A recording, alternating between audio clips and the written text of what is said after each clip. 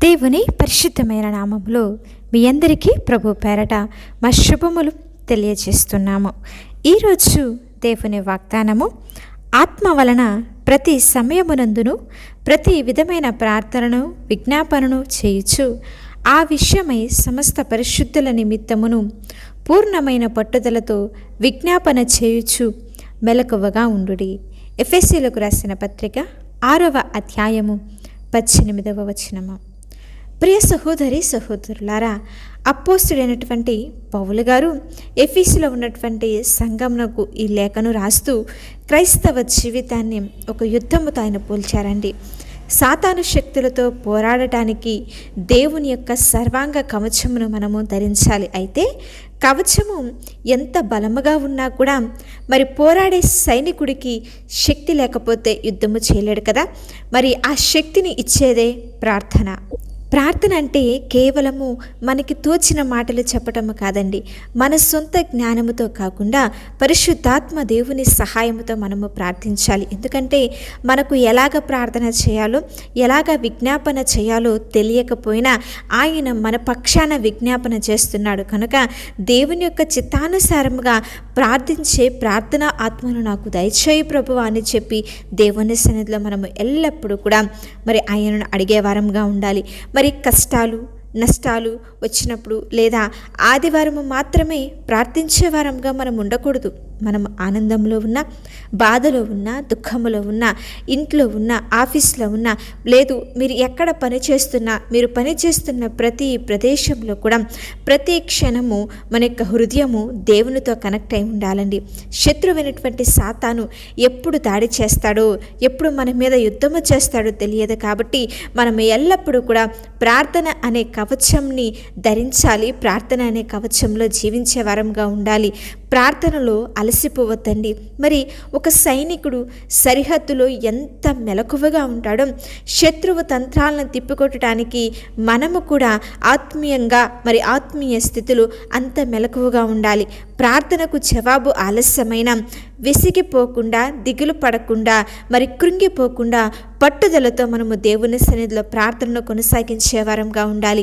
మరి ఈ యొక్క క్రైస్తవ జీవితం అనేది ఒంటరి పోరాటం కాదు, ఇది ఒక సైన్యం లాంటిది. కనుక మన స్వార్థం కోసమో లేకపోతే ఓన్లీ నీ కుటుంబం కోసమో నీ కోసమో మాత్రమే కాకుండా లోకంలో ఉన్న ప్రతి ఒక్కరి కొరకు, మరి ముఖ్యంగా రక్షింపబడిన వారందరి కోసము మనము ప్రార్థన చేయాలి.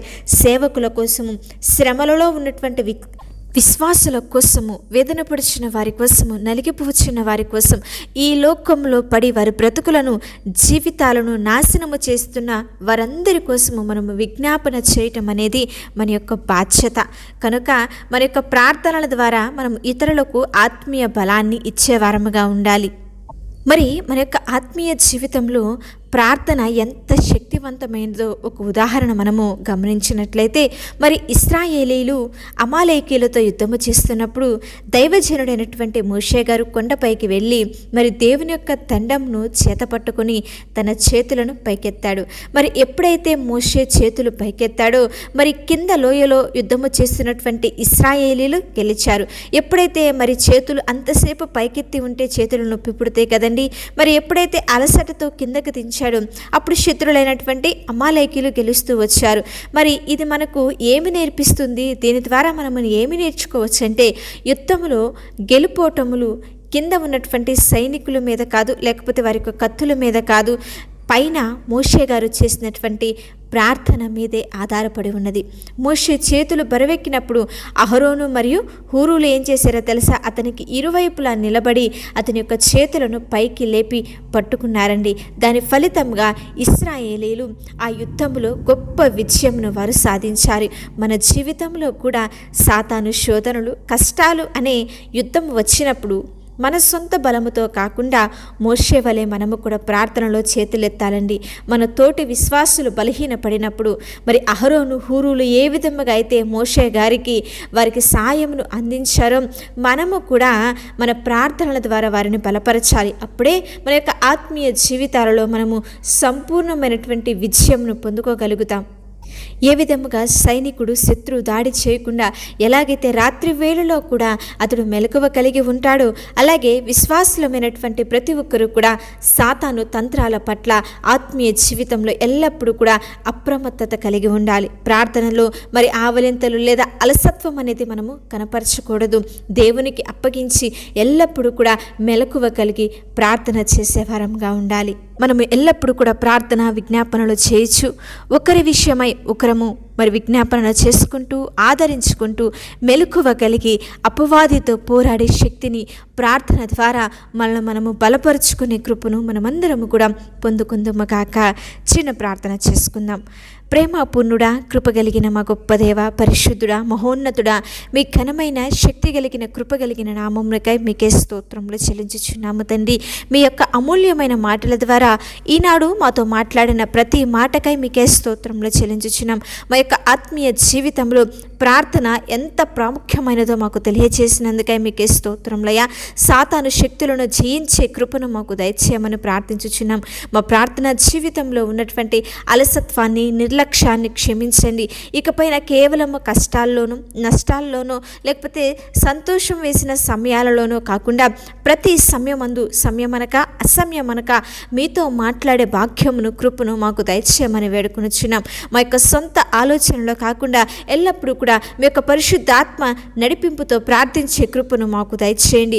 మోషే వలె మేము కూడా ప్రార్థనలో చేతులెత్తటానికి, అహరోను హూరుల వలె మేము కూడా తోటి విశ్వాసులను మా ప్రార్థనల ద్వారా బలపరచడానికి నీ కృపను మాకు సహాయం చేయండి. అట్టి ప్రార్థించే మనసును ఈనాడు వాక్యం వింటున్న ప్రతి ఒక్క బిడ్డకి మీరు దయచేయమని వేడుకొనిచున్నాము తండ్రి. మరి ముఖ్యంగా ఎంతమంది అయితే వాక్యంను వింటున్నారో ప్రతి ఒక్కరిని కూడా ఆత్మీయ జీవితంలో గెలుపు పొందడానికి, ఆత్మీయ జీవితాలలో వృద్ధి పొందడానికి నీ కృపను దయచేయండి. ప్రార్థన పరులుగా, ప్రార్థన వీరులుగా మీరు లేవనెత్తమని ప్రార్థించుచున్నాము తండ్రి. బిడ్డలు ఎదుర్కొంటున్న ప్రతి విధమైన శోధనకరమైన పరిస్థితులన్నింటిలో నుంచి కూడా తప్పించి విడుదల దయచేసి వారి జీవితాలలో నీ కృపతో నింపి గొప్ప కార్యములు జరిగించి ఆశీర్వదించి దీవించి మెలలతో నింపమని మా ప్రభువును రక్షకుడైన యేసుక్రీస్తు వారి అతి పరిశుద్ధ నామములో అడిగి వేడుకొని ప్రార్థించుచున్నాము తండ్రి. ఆమేన్. అలాగే మీ యొక్క ప్రార్థన అవసరతలు మాకు తెలియజేయండి. మేమందరం కూడా మీ గురించి ప్రార్థిస్తాము. దేవుని ఉన్నతమైన కృప మీకు, మీ కుటుంబాలకు తోడై ఉండి నడిపించునుగాక.